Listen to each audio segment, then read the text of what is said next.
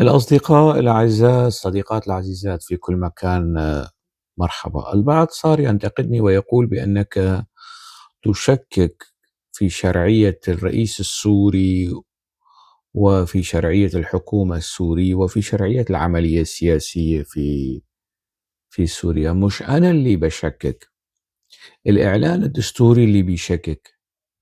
الناس اللي بتقول، يعني الدارسين الفهمانين، المجتمع الدولي بيقول انه هذه مرحلة انتقالية مؤقتة.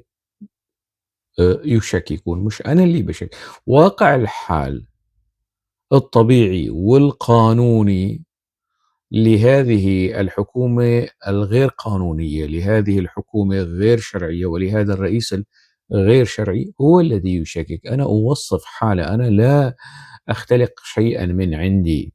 طالما هي حكومة مؤقتة انتقالية، طالما هو رئيس انتقالي، خلاص فهو غير شرعي.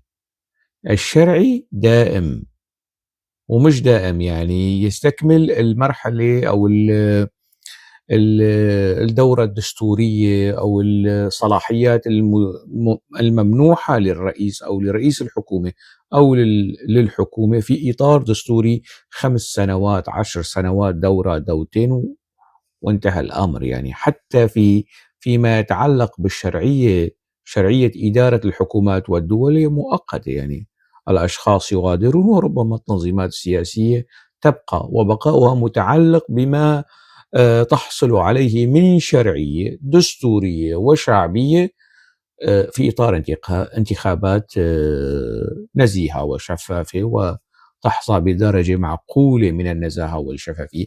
هون الشرعية. يعني في القوانين الوضعية، في القوانين الناظمة لإدارة الحكومات والدول، هذا هو. يعني ما يطلع لي هدلون أنا ما بعرف شلة الحقوقيين والقانونيين المحيطين بالشرع كيف يتجرؤوا ويقولوا أنه هذا الوضع الحالي شرعي. لك شلون شرعي؟ كيف شرعي؟ هو الوضع الحالي يقول عن نفسه بأنه انتقالي ومؤقت، ويمنح لنفسه صلاحيات حكومات منتخبة. يعني التفاوض مع إسرائيل حتى ولو كان على مستوى اتفاقيات أمنية وكذا، وهي ليست اتفاقيات أمنية، يعني هي يعني خطوات لا تقدم عليها حكومة مؤقتة. صلاحيات الحكومة المؤقتة والانتقالية آه، محددة بنص دستوري، أو إذا في دستور، أو وفق الإعلان الدستوري اللي أعلنته هاي الحكومة. هاي الصلاحيات غير موجودة، يعني دخول في مفاوضات، إبرام اتفاقات، إعلان الحرب. يعني لا إعلان الحرب، لا اتفاق سلام. بكرة إذا استنجدت حكومة الجولاني بالتركي لتصفية الحساب مع قسد، هذا إجراء غير قانوني، هذا إجراء غير دستوري، هذا إجراء غير شرعي. فمجمل هذه التفاصيل، كيف فيني أسمي هاي الحكومة بأنه هي حكومة شرعية؟ هي التي لا تقنعني بممارساتها وسياساتها وسلوكياتها وإجراءاتها أنه تمثل ولو تمثيل دور الحكومة الشرعية والرئيس الشرعي. فأنا لا أتهم يعني شيء. يعني أنا ما فيني أقول أنه حكومة رجب طيب أردوغان غير شرعية مهما بلغ درجة الاختلاف مع الحكومة التركية، لأنه هي حكومة أتت بانتخابات، في مصداقية لهذه الانتخابات. يعني شاركت فيها المعارضة بتفاصيلها، بأنواعها، بتعبيراتها، بطيفها الواسع، كردية على تركية على علوية على المهم كل سنية، أصدقاء رجب طيب أردوغان القدامى في حزب الرفاه. كل هذه التفاصيل لا أنا ولا المعارضة التركية بإمكانها تقول أنه هذا رئيس غير شرعي، هذه حكومة غير شرعية. لكن بمنتهى البساطة وبمنتهى الثقة وبمنتهى الجرأة بإمكان يقول أنه حكومة أبو محمد الجولاني غير شرعية. لأنه هي ما في حكومة شرعية انتقالية ومؤقتة.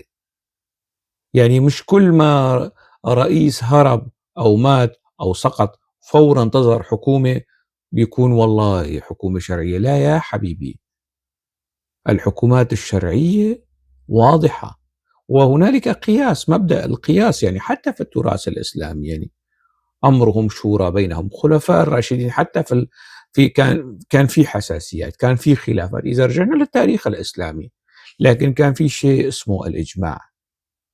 الإجماع على هذا الخليفة، الإجماع حتى الخلفاء ما كان في عليهم إجماع، لكن في القدر المعقول، القدر المنطقي، القدر الذي أكسب الخليفة الفلاني في الحقبة الراشدة عم بحكي، مش في حقبة الانقلابات الأموية والعباسية وما أتى بعدها. لا لا، في الحقبة الأقرب إلى النبي عم بحكي يعني في هالإطار. كان في شيء اسمه شورى، بس ما هو موجود حاليا شورى بين مين؟ بين الأخوان والسلفية الجهادية. في أطراف تانية موجودة في هذه الشورى، في قوى علمانية موجودة. لما تعملوا لي هند قبوات ومين كمان يعني أنه على تمثل الواجهة المسيحية والعلمانية والمدنية هذا عبارة عن ديكور. كائن من يعني المتنفعين والمستفيدين من هيك حكومات بإمكانهم أن يظهروا في أي شكل من الأشكال. هم يستفيدون من هند قبوات كواجهة بيقدموها أنه نسائية ومسافرة و... ومسيحية، بيستثمروا وهي تستثمرهم. يعني في بزنس متبادل من الطرفين في هذا الإطار. ومع ذلك هذه الحكومة غير شرعية.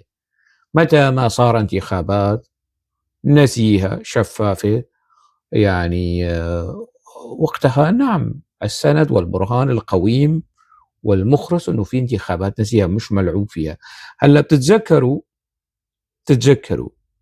الاصدقاء والصديقات الاعزاء في كل مكان، تتذكروا في فتره السنوات الماضيه كل ما كان الكردي المثقف أو السياسي المستقل أو المنظم في تيار سياسي بيطرح المطالب أو المطالب الكردية المشروعة الديمقراطية، الاعتراف بالشعب الكردي، الاعتراف بالحقيقة بالمظلومية الكردية، الاعتراف بالحقوق الكرد، بيقولوا إيه نعم، لكن هذا الأمر متروك للانتخابات.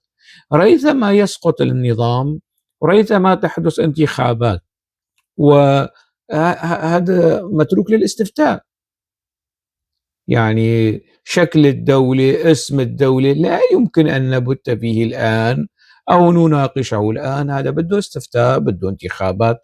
وقت هاي القوى المعارضة اللي فورا كلهم هيك قلبوا على اللي كانوا بيعارضوا الجولاني، قلبوا على الجولاني، صاروا أصحابه وحبايب قلبه ويتنعمون ويأكلون من يعني على مائدته. ومنهم من يمني النفس الآن يعني وقت ذاك كانوا يبرزوا عنوان الانتخابات والاستفتاءات وشرعية هذه المطالب يقررها الشعب السوري وقت ذاك بهذه الطريقة، بطريقة الانتخابات. موضوع الشرعية كانوا بيطرحوا ويحاججوا بهذا السند. الآن لا، فرضوا علينا رئيس إرهابي، زعيم تنظيم إرهابي مارس القتل والإرهاب ضد العراقيين، مارس القتل والإرهاب ضد السوريين. لما في إحصائية دقيقة للضحايا السوريين العرب السنة وغير السنة كمان، يعني السوريين بشكل عام، على إيد أبو محمد الجولاني من دخوله سوريا، من لما كان على ذمة قاعدة وعلى عهد وبيعة قاعدة الجهاد على القاعدة، وبعدين داعش، وبعدين نصرة، وبعدين فتح الشام، وبعدين تحرير الشام، وكل هالقصص. ما الموضوع ما كان هيك. الموضوع ما كان سكيتي كتيمي، موضوع كان فيه دم وقتل. لا توجد هنالك إحصائيات دقيقة بعدد الضحايا السوريين الذين قتلوا على يد الجولاني وتنظيم الجولاني ورفاق الجولاني عندما كان الجولاني أميرا على إدلب ومحيطها، جمهورية إدلب الجولانية يعني. ما في إحصاء. طيب إذا أضفنا يعني رقما تقديريا لعقد ونيف من السلطة والإدارة اللي كانوا يتغنون بها سلطة إدلب وكذا كنموذج، يتخذوها نموذج إدلب لسوريا يعني كلها. اقلب فأنت في إدلب، بيحطوا لنا هذا النموذج على أساس أنه ناجز وناجح للحكم والإدارة. إذا أضفنا أعداد الضحايا الجدد عندما ارتقى أبو محمد الجولاني من أمير على إمارة إدلب إلى رئيس انتقالي مؤقت على سوريا، الضحايا الذين قتلوا واختفوا في زمن الأشهر الماضية يعني في حكمه، مهم يعني سنحصل على رقم يعني كبير ومهول ومزلزل. لكن الآن يصار إلى لفلفة هذه التفاصيل وعدم إثارتها. ليش؟ بحثا عن الشرعية، لأنه ما في شرعية. الموجود يعني ما حدث وسيحدث لاحقا يعني هو عبارة عن عمل حثيث لشركات العلاقات العامة والمال الخليجي الذي يسعى إلى شراء شرعية هذا الشخص يعني. وربما يعني ربما ينجح المال، لكن هذه الشرعية مشترات.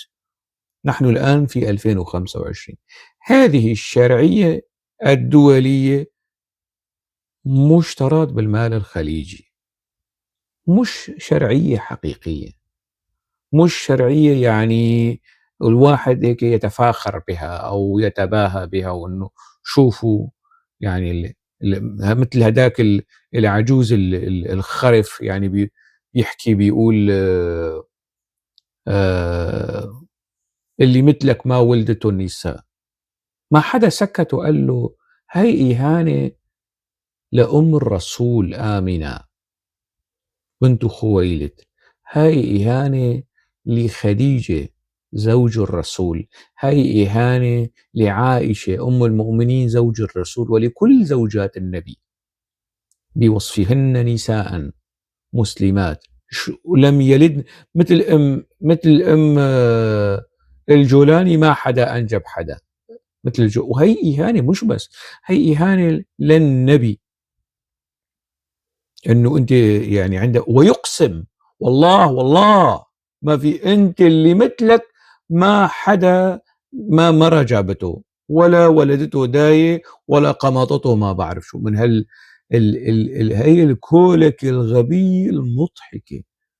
شخص صار له 30 40 سنة برات البلد وبيجي بيكولك بهاي الطريقة، والمعادل تبعه اللي كان بيقول للرئيس السوري أنت كثير قليل عليك الحكم العالم العربي، أنت لازم تحكم العالم.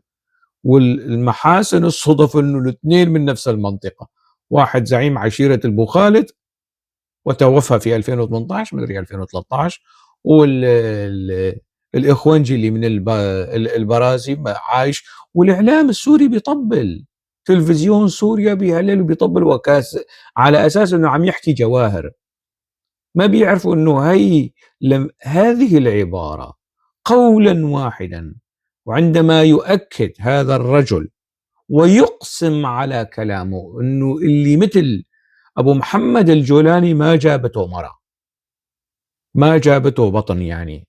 هي إهانة لمريم العذراء أم المسيح، هي إهانة لكل هؤلاء الأمهات الأنبياء اللي أنجبنا الأنبياء والرسل والصالحين. أنت شو أنت أبو محمد الجولاني القاتل الإرهابي قبل وما زال ويتحمل الجرائم اللي صارت في الساحل السوري مباشر وغير مباشر، بوصفه رئيس انتقالي ومؤقت أو راح تسووه وتفرضوا علينا رئيس دائم.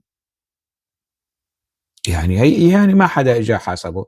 المهم موضوع الاستفتاءات والانتخابات اللي كانوا يبرزوها كسند وبرهان في وجه أي واحد كردي أو أي مثقف أو سياسي بيقول وقت الانتخابات تقرر، صناديق الاقتراع تقرر، لكن الآن فرضوا علينا رئيس إرهابي قاتل دموي فاشي، يعني بدون انتخابات فرضوها هيك علينا الآن، وفرضوا راح يفرضوا علينا برلمان معين مثل أسوأ وأخرى من برلمان بشار الأسد وحافظ الأسد، وفرضوا علينا ائتلاف الإخوان والسلفية ومجموعة من المنتفعين والمستفيدين أسوأ وأخرى وأكثر تعريصا من الجبهة الوطنية التقدمية، وبدون انتخابات، كل شيء بدون انتخابات، بدون استفتاءات، وبيفرضوا، لكن وقت ذاك كانوا بيحكوا بالانتخابات وكانوا بيقولوا الدولة المدنية والدولة الديمقراطية، كل شلة الائتلاف بدون استثناء من جورج صبرا وطالع لهند قبوات لما بعرف مين على كل لجاموس كلهم على بعضهم. أحسن واحد فيهم طلع تافه، أحسن واحد فيهم طلع عنصري، أحسن واحد فيهم طلع منيك. هيك تركيبة، يعني أنا كيف بدي أفهم وأنسجم؟ خلي يطلع حسن الدغيم ويقنعنا بأنه كل الملاحظات التي قالها في حق أبو محمد الجولاني كانت باطلة ومجحفة وغير محقة ومجهول النسب. لا، اتضح أنه يا أخي نسبه يعود إلى النبي، إلى قريش، فلازم حسن الدغيم قياسا وطبقا على أقوال أبو محمد الجولاني يعتذر من السوريين، يعتذر من الناس، من الشباب الذي كان يحاضر ويقف أمامهم ويقول مش معروف هذا مين، مجهول النسب، ضابط مخابرات أمريكي، ضابط مخابرات إسرائيلي، ضابط مخابرات ما بعرف مين. خلي يجي يقنعنا طالما هو اقتنع بجدوى وشرعية هذا الرجل، خلي يجي ويقنعنا ويشركنا ويذيقنا شهد اليقين الذي تذوقه وصار يعني حارسا مدافعا صنديدا عن عرش أبو محمد الجولاني حاليا. بدنا شوية إقناع، ما بدنا كثير، شوية إقناع لحتى نقول إنه بالفعل إنه هي حالة طبيعية وهي حالة شرعية. هي حالة طبيعية، عرض من أعراض المراحل الانتقالية، لكن ليس كل عرض من أعراض المراحل الانتقالية شيء شرعي. يعني ليس كل من استولى قاتل على سلطة فصار موضوع شرعي، لا، مش شرعي، يعني مش شرعي. يعني وحتى وجوده في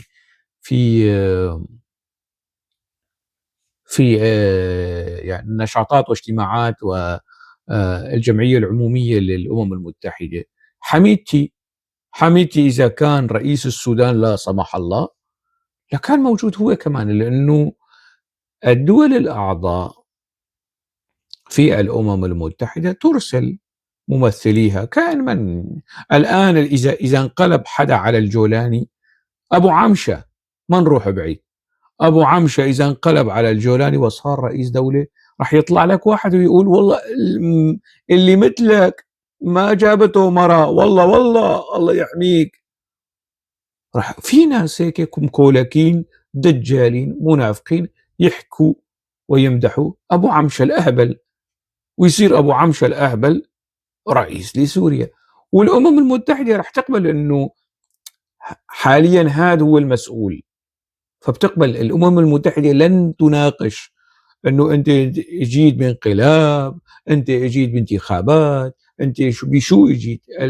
اللي يمثل السلطة حاليا هات ويحظى بدعم خليجي على أمريكي شوي الدعم. فالشرعية، شرعية نظام الجولاني مشترات من الأمريكيين بالمال الخليجي، فما تفرحوا كتير يعني، افرحوا مش مشكلة، افرحوا. فما تبالغوا في الفرح، لا تصدقوا يعني هيك تلبسوا الدور تبعكم إنه شرعية شو شرعية يا حبيبي؟ شو شرعية؟ شرعية بدون دستور؟ شرعية بدون انتخابات؟ شرعية بدون برلمان؟ شو شرعية ثورية قل لي؟ سقط النظام ومعها يعني خلصت قصة الثورة. خلاص الهدف كان إسقاط النظام، سقط النظام، راح النظام، الثورة كمان توقفت. ما تقول لي شرعية ثورية، شو شرعية ثورية؟ الشرعية الثورية التي يمتلكها أبو عمشة هي نفسها الشرعية التي يمتلكها الجولاني. إذا عم تحكوا عن الشرعية الثورية، وربما أبو عمشة، ربما أقول ربما أبو عمشة قاتل النظام السوري أكثر من الجولاني. فشو الشرعية اللي جايين عم شرعية وشرعية؟ أي شرعية وأي شرع؟ هذا أبو محمد الجولاني وراح يبقى أبو محمد الجولاني. طالما ما في انتخابات نزيهة، دستور متفق عليه يجمع عليه كل السوريين، كل مكونات الشعب السوري، خلاص هذا يعني رئيس مش شرعي. ما في رئيس محترم شرعي بيهدد مكونات الشعب السوري بالقوى الخارجية. ما في. لا أتراك بيقول حاليا بيهدد حتى الدروز انه رح نتفق مع الاسرائيلي، ترى انتم عم تستقوا بالاسرائيلي، رح نتفق مع الاسرائيلي ونتفرغ لكم. رح نتفق مع الروس يا علويين يا اهل الساحل ونتفرغ لكم. رح نشتري الشرعية من روسيا، نشتري الشرعية من امريكا، نشتري شرعية من تركيا بالمال الخليجي. بالمال الخليجي. فشرعيتك يا حبيبي مشترات بأموال الآخرين، وبمنتهى البساطة من يشتريك يمكنه أن يبيعك، سواء ارتفع سعرك ولا انخفض سعرك، يعني لا صرت يعني عبء أو خسارة على اللي اشتروا الشرعية لك، راح يبيعوك كمان يعني. فهي خلاصة موضوع الشرعية. مسألة الكولكة والتشبيح والتملق والتزلف وإهانة الذات، يعني لا يقيم المرء حرمة لسنه ولمقامه عندما تنزلق به الحال إلى الدرك الأسفل من التشبيح وإهانة نفسه، يعني عندما قال ذلك المسن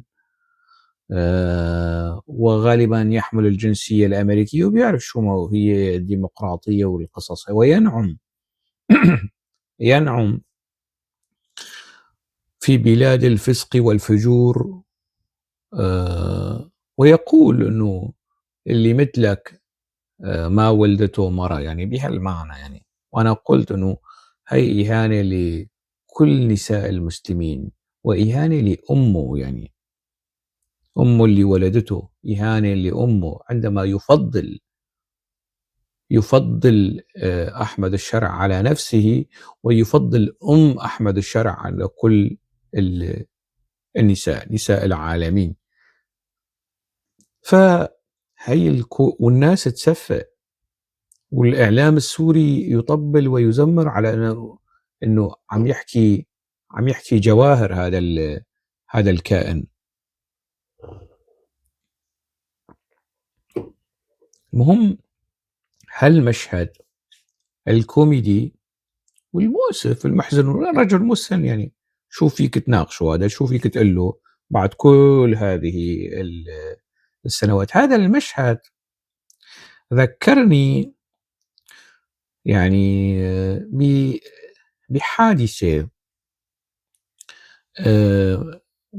وردت في بعض المصادر التي تناولت تاريخ سوريا المعاصر ومجيء الفرنسيين إلى، شو مجيء، احتلال وغزو الفرنسيين لسوريا يعني.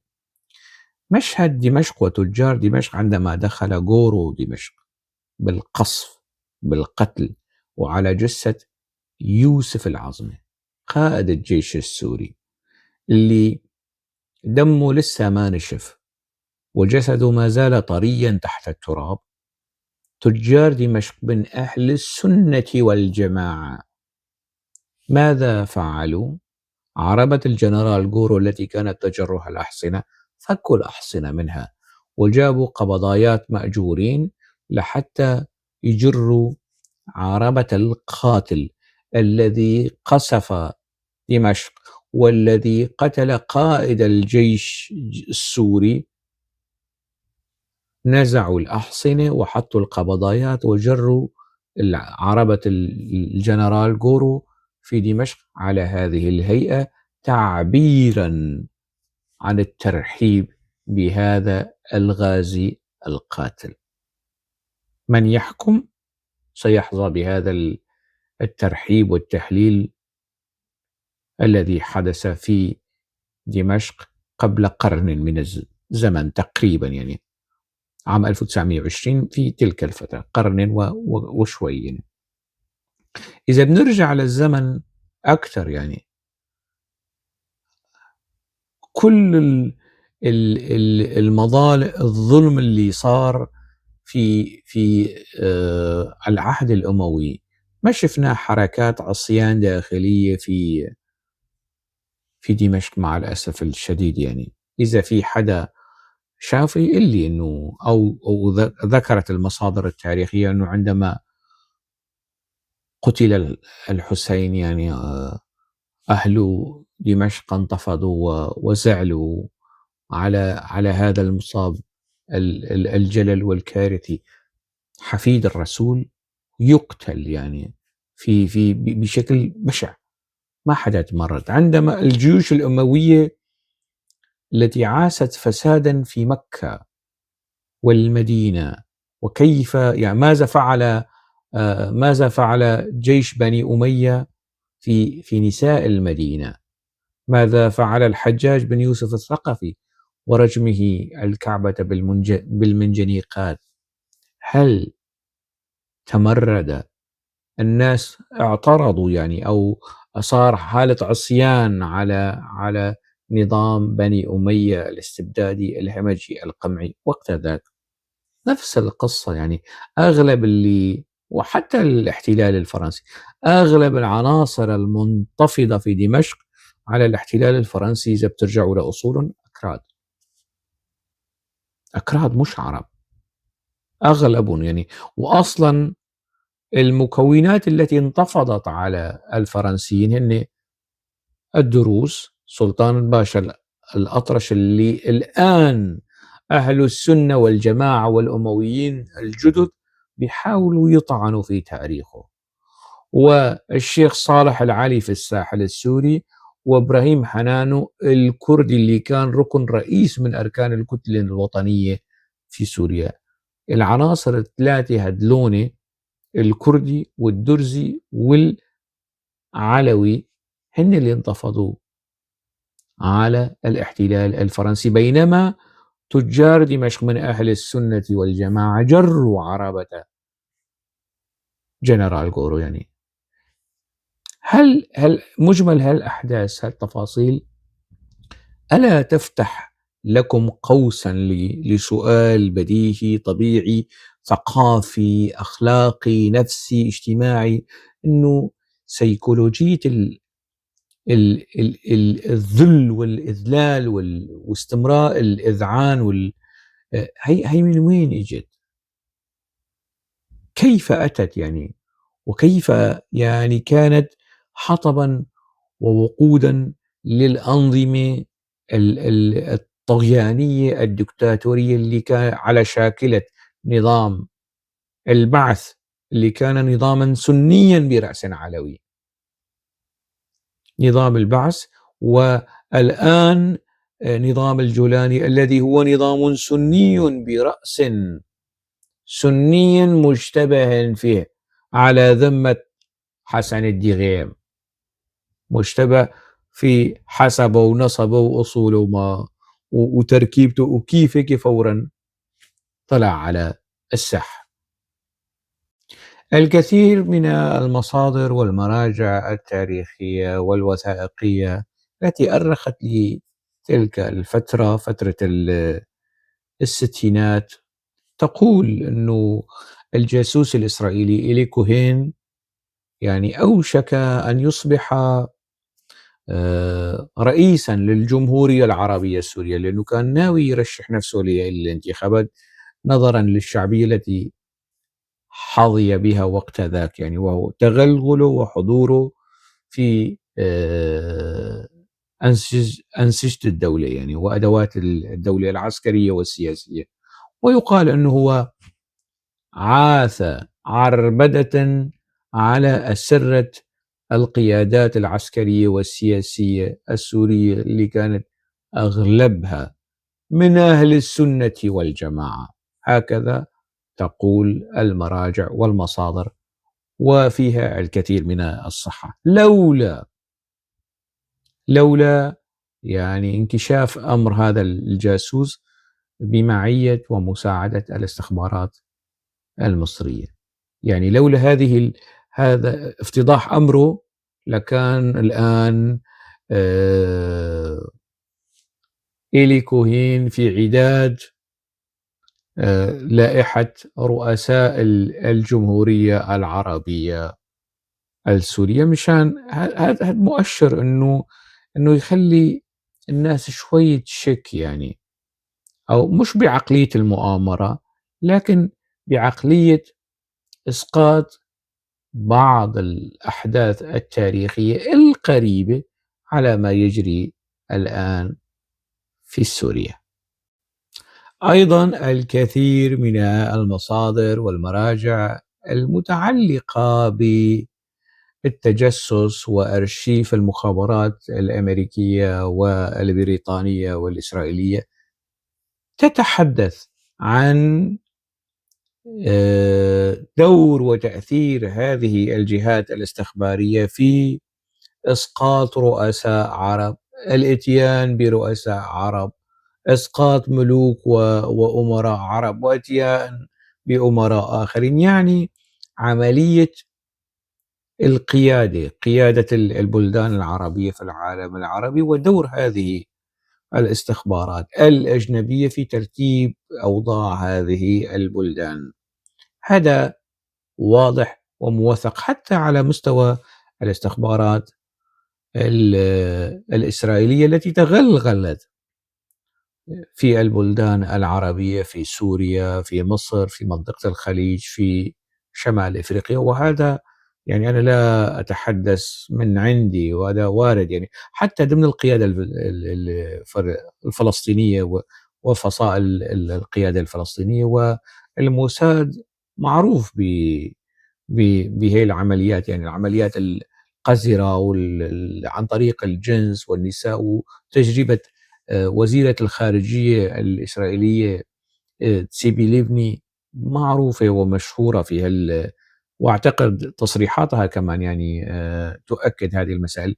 مجمل ذلك أيضا يفتح لنا قوسا، يعني نتساءل طيب ماذا يجري الآن في سوريا؟ قرأت وشاهدت في بعض المصادر أو المحتوى الموجود حاليا يعني على منصات التواصل الاجتماعي بعض المواضيع التي تتعلق بوجود أو محاولات الموساد الإسرائيلي التغلغل داخل الأزهر الشريف في مصر، والتأثير على العقل الإسلامي يعني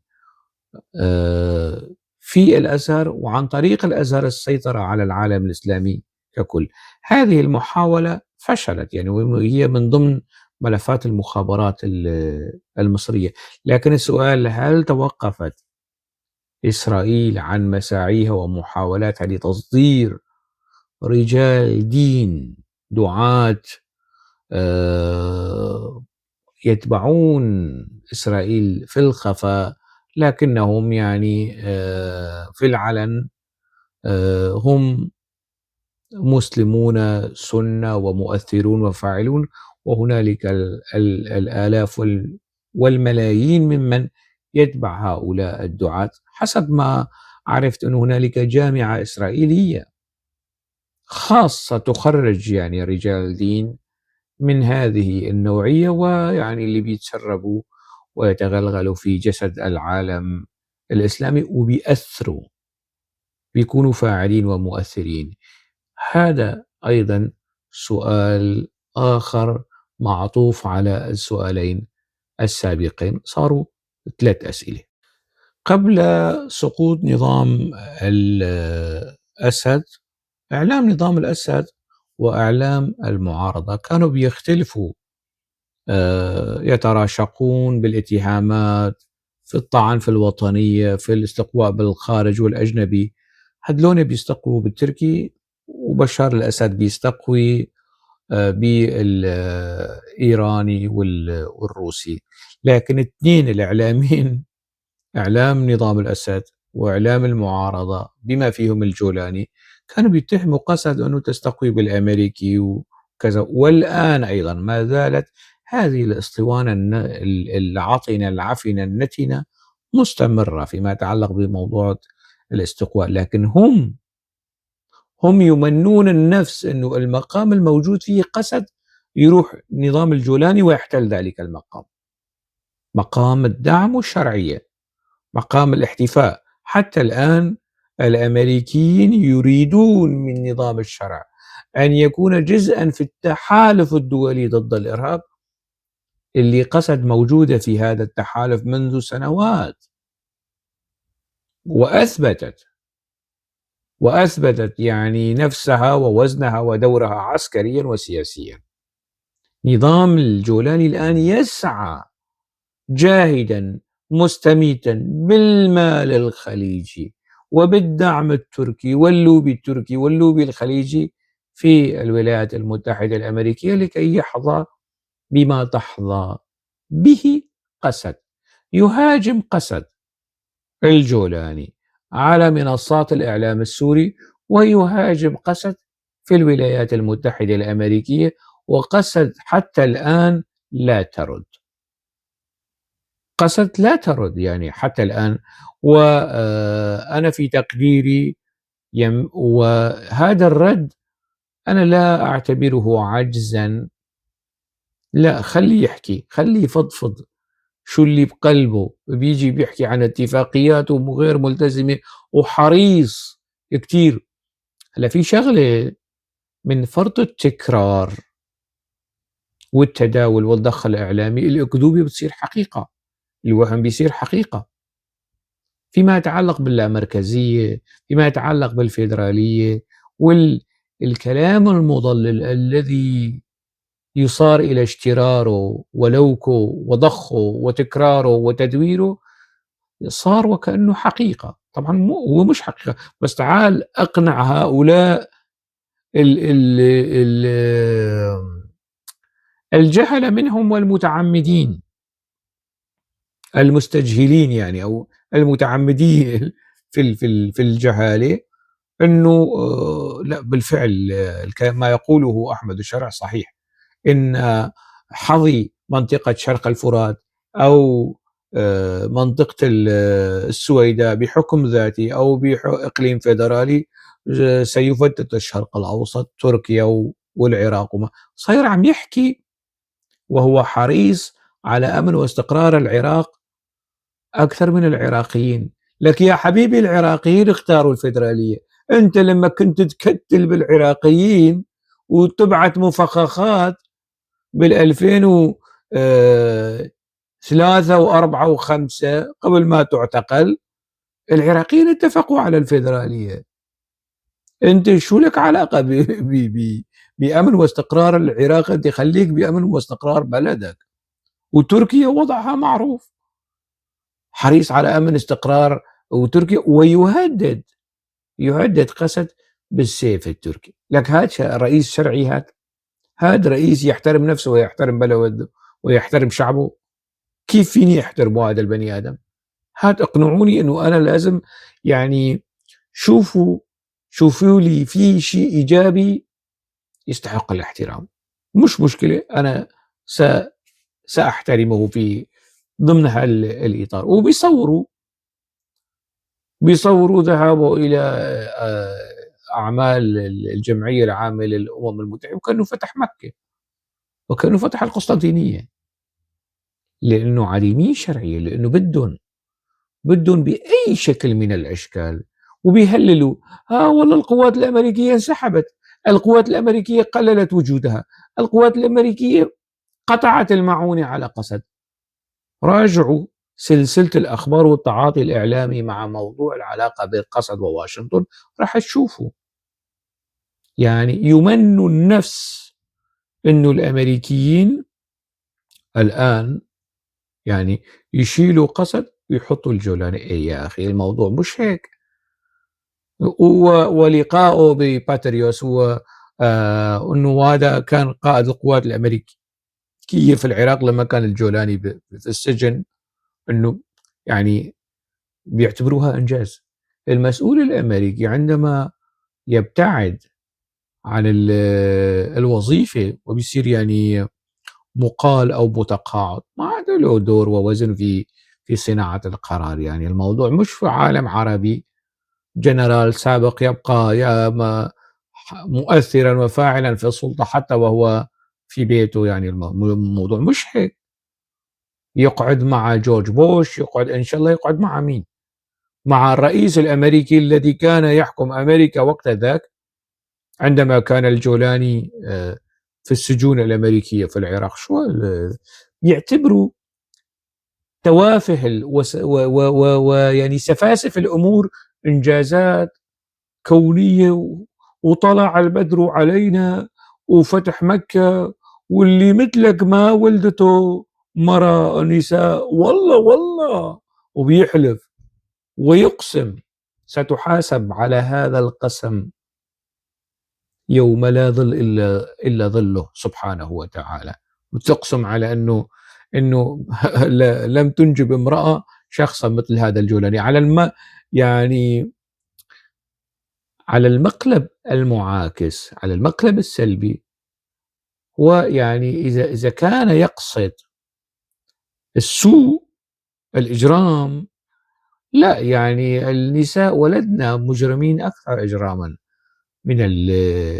من الجولاني. لا، هذا كمان ظلم للجولاني. يعني في التاريخ الإجرام والإرهاب والتطرف في كثير أكثر إجراما وتطرفا من الجولاني، لكن بكل تأكيد قولا واحدا لا ثانية له أنه ما قاله ذلك الشيخ المسن، يعني الله يطول بعمره، يعني وإهانة لكل أمهات المسلمين ولكل نساء المسلمين ولكل زوجات النبي ولكل زوجات الأنبياء ولكل أمهات الأنبياء، قولا واحدا لا ثانية له.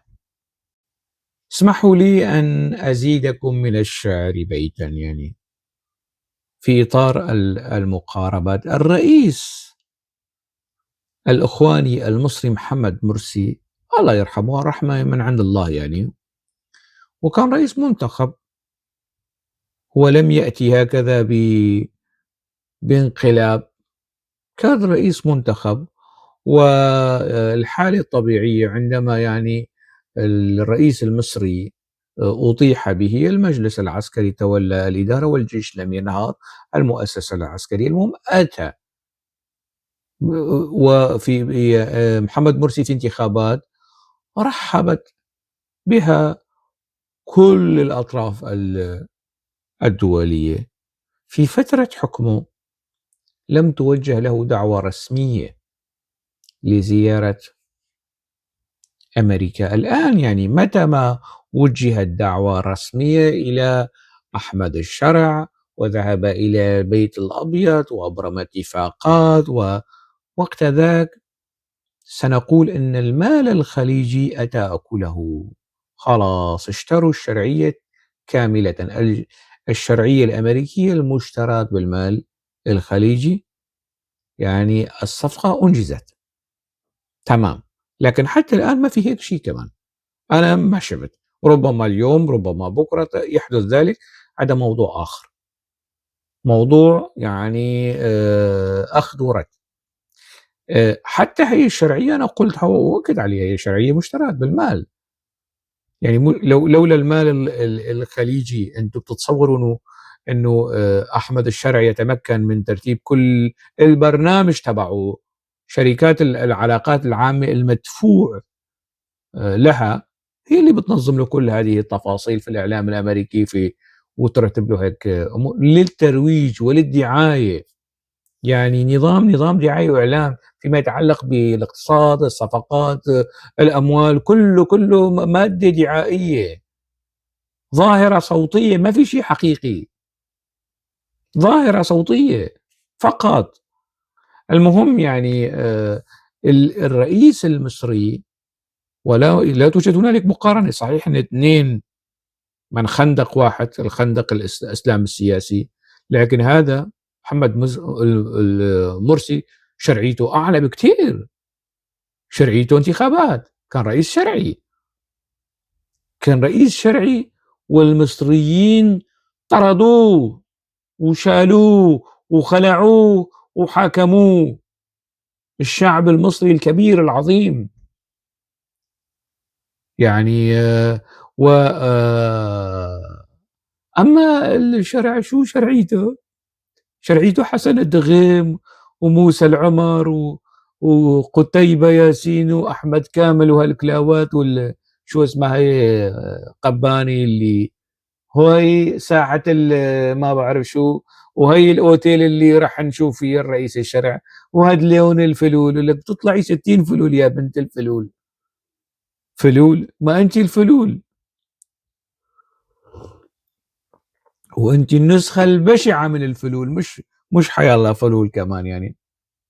مهم الرئيس المصري الشرعي الإسلامي لم يدعى إلى بشكل رسمي، ولم يقم بزيارة رسمية إلى الولايات المتحدة الأمريكية. الشرع كمان يعني الزيارة، الفيزا اللي أخذوها حسب ما قيل وروج وهي ليست فيزا دبلوماسية. خلي يبرزوا، أحمد الشرعي يقول أنا أتيت إلى الولايات المتحدة الأمريكية بشكل رسمي ودبلوماسي وهذه فيزتي، يورجينا هو والشيباني. يعني هاي الأوهام وهاي الخرافات حالة النمزجة طلع البدر علينا والقصص كلها حكي فاضي، حكي فاضي، لزوم التعبئة الإعلامية، وبدهم يعني إعلام ويسوقوا وبيعملوا مواد ومحتوى إعلامي ويضخوه. هذه ظاهرة صوتية إعلامية للدعاية والإعلان، بس شيء حقيقي عملي ممكن حتى ولو حصل، أؤكد وأؤكد وأؤكد، فالشرعية المحصول عليها، حصاد الشرعية في الغرب هو يعني نتيجة شغل وتأثير وأفاعيل المال الخليجي. ذكرت وأكرر يعني أي دولة إفريقية الآن إذا صار فيها انقلاب عسكري وأجا قائد الانقلاب وأعلن نفسه وشكل حكومة وحكومة انتقالية ودستور مؤقت ومن كل السيناريو المعروف، الأمم المتحدة يعني إذا صار عندها نفس التظاهرة الجمعية العامة للأمم المتحدة تعقد اجتماعاتها الدورية وبيروحوا بيحكوا، كل واحد بيخطب خطابه وبيعمل شوية لقاءات جانبية مع هذا الرئيس، مع هذا المسؤول، مع هذا الكذا كذا، هالتفاصيل هي. أي قائد انقلاب عسكري في دولة إفريقية أو في أمريكا اللاتينية فيه يحضر هذا هي المهرجان الدبلوماسي المفتوح لقادة ومسؤولي الدول الأعضاء في الأمم المتحدة. عادي، مثله مثل الجولاني. أو أؤكد أنه حميدتي إذا كان رئيسا للسودان ومشكلا للحكومة فيه يروح، حميدتي اللي مثل أبو عمشة إذا كان رئيس سوريا بدلا من الجولاني لكان موجود الآن هنيك، وطلع لنا هذا اللي من حماه ويقول والله اللي مثلك ما ولدته النساء، ايدك خفيفة على الدجاج والبط والوزة، بيسرقوا الدجاج من عفرين وبيسرقوا البطات والوزات من السويدة. حرامية، نظام لصوص، ولكن خلاص يعني صار هو الواجهة، يعني واجهة الدولة. فالأمم الأمم المتحدة ستتعامل معه نفس تعاملها مع أبو محمد الجولاني. وهذا تقييمي الشخصي، أنه إزالة تنظيم جبهة النصرة وهيئة تحرير الشام من قائمة المنظمات الإرهابية الأمريكية هو كان تحسبا وتحوطا لهيك حالة. يعني لو بقيت هذه المنظمات، هذه التنظيمات مدرجة على قائمة المنظمات الإرهابية، ما بيعطوا أبو محمد الجولاني فيزا يعني، وإذا دخل بطريقة غير شرعية كمان بيمسكوه فورا، لأنه هي جماعة إرهابية. لكن تحسبا لهيك مسائل، بعد استيلاء أبو محمد الجولاني على السلطة، فالأمريكيين قالوا لا، نشيله، لأنه هذا إذا إجا على اجتماعات الأمم المتحدة نحن ما فينا نقول لا، الآن هو مسؤول ومدعوم من دول خليجية معروفة، فنشيله. حتى إزالة أسماء أبو محمد الجولاني وصحابته الأفاضل الأجلاء يعني الأفاضل الأجلاء بين 7000 قوس وتحتهم 2000 خط، إزالة أسمائهم بالجملة والمفرع من لوائح المنظمات الإرهابية أيضا كان يعني مشترى بالمال الخليجي. ويعني مسألة أنه موضوع سياسي وقانوني محض، واقتصادي له عوائد اقتصادية كمان. يعني إذا أبقينا على أسماء هؤلاء بتنظيماتهم، بلحاهم، ببغنوجهم، بسلطاتهم، بإرهابهم، بجرائمهم على لوائح المنظمات الإرهابية، نحن ما عاد فينا نمنحهم فيزا سياحية أو فيزا عادية، عدا عن استحالة منحهم فيزا دبلوماسية. تحوطا واستباقا لهيك مسائل شالوا أسماء من المنظمات الإرهابية. تحضرني هنا أيضا معلومة مشابهة، أنه عبد الله أوجلان زعيم حزب العمال الكردستاني عندما غادر دمشق ووصل إلى روما عاصمة إيطاليا، كان في عليه دعوة بألمانيا على ما أعتقد، حكم يعني بحكم أنه هو رئيس منظمة إرهابية ومحكوم عليها. السلطات الألمانية فورا أسقطت الحق العام وأسقطت عنه هذه الدعوة، لأنه إذا إجا على مطارات ألمانيا بباسبورت مزيف أو بطريقة ما، برا جوا بحرا، فالسلطات الألمانية ستعتقله وستحاكمه وسيبقى على الأراضي الألمانية، ويعني وراح يصير أزمة دبلوماسية قانونية وتعقيدات الألمان بغنى عنها. فأسقطوا عنه تلك الدعوة مشان إذا دخل فورا يطردوه أو يمنعوا طيارته أو سيارته، أنه إطلاقا أنت ما فيك تعبر الأراضي الألمانية. فلكي تكون السلطات في حل من أي تبعات قانونية وسياسية، أسقطوا عنه الحكم القضائي الذي يقضي باعتقاله أينما كان، بحكم أنه كان مجرم على الأراضي الألمانية. مين؟ عبد الله أوجلان. هيك قضايا إسقاط دعاوى قضائية أو رفع، يعني ما كان في دعوى قضائية على أبو محمد الجولاني لدى السلطات الأمريكية، لكن كان مصنف على لائحة التنظيمات الإرهابية، فشالوه يعني تحسبا لسد الذرائع أو من باب سد الذرائع من القصص هي كلها. وإلا لو كان هو مدرج حتى الآن على تلك اللوائح لما كنت شفتوا أبو محمد الجولاني يروح يشحد شوية شرعية في واشنطن مش في دمشق، في واشنطن مش في القامشلي، في واشنطن مش في اللاذقية وطرطوس، في واشنطن مش في السويداء وباقي المناطق السورية. أعتقد أنه حصيلة هذا الكلام آه، تتوضح لي ولكم أيضا يعني الكثير من جوانب خرافة الشرعية أو أوهام الشرعية المشتراه بالمال الخليجي التي يتغنى بها أنصار أبو محمد الجولاني، فليتغنوا ويدبكوا ويرقصوا، والطبل والزمر والقصص هاي كلياتها لازم تكون موجودة يعني من أعراض هاي الحالة، لأنه اعتدنا عليها.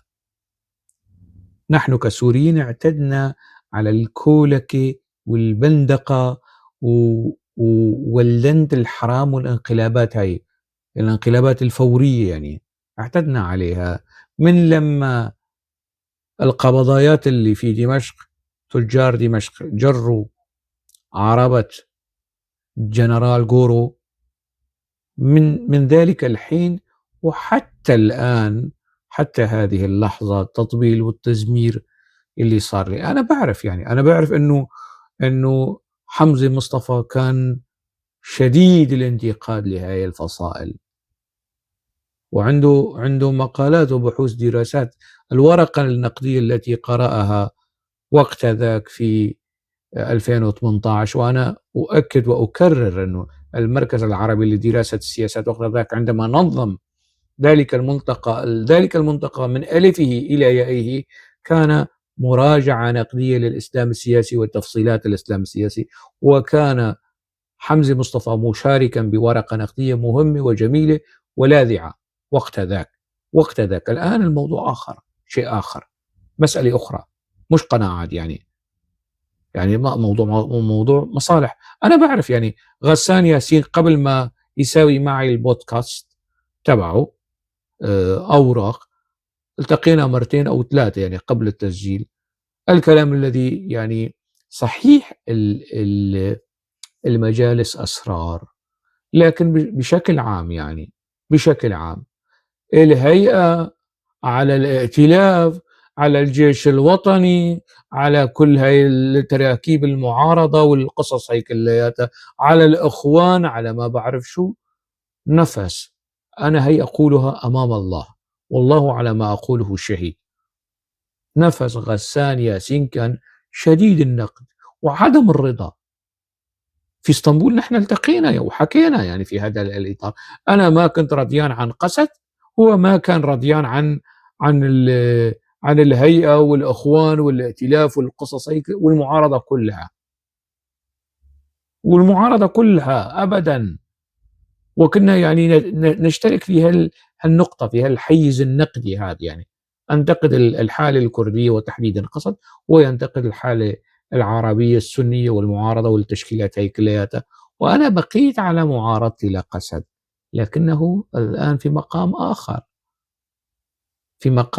هو مقام موسى العمر ومقام قتيبة ياسين ومقام كل هؤلاء اللي بيطبلوا بيزمروا لهذه السلطة. فليبقوا، لكل امرئ ما هوى وما نوى وما سعى إليه، والمقام اللي بيشوفه مناسب لنفسه. أنا للأمانة عم أقول يعني للأمانة أنه كيف تنقلب الأمور، يعني كيف تنقلب المسائل. وأنا ما شفت يعني، أنا ما عندي هالوقت الزيادة لحتى أشوف تخرصات وتخبطات مهند القاطع وبيحكي يعني عن الوجود الكردي يعني بمنتهى السخافة. يعني يرجع بس للأرشيف العثماني، بس للأرشيف 200 سنة الأخرانية من الأرشيف العثماني، واحد هيك بإمكانه ينفض نفض. طبعا غسان ياسين، يلا هذا موضوع آخر فينا نحكي في مناسبة أخرى. طولت عليكم، أكتفي بهذا القدر. دمتم بألف خير.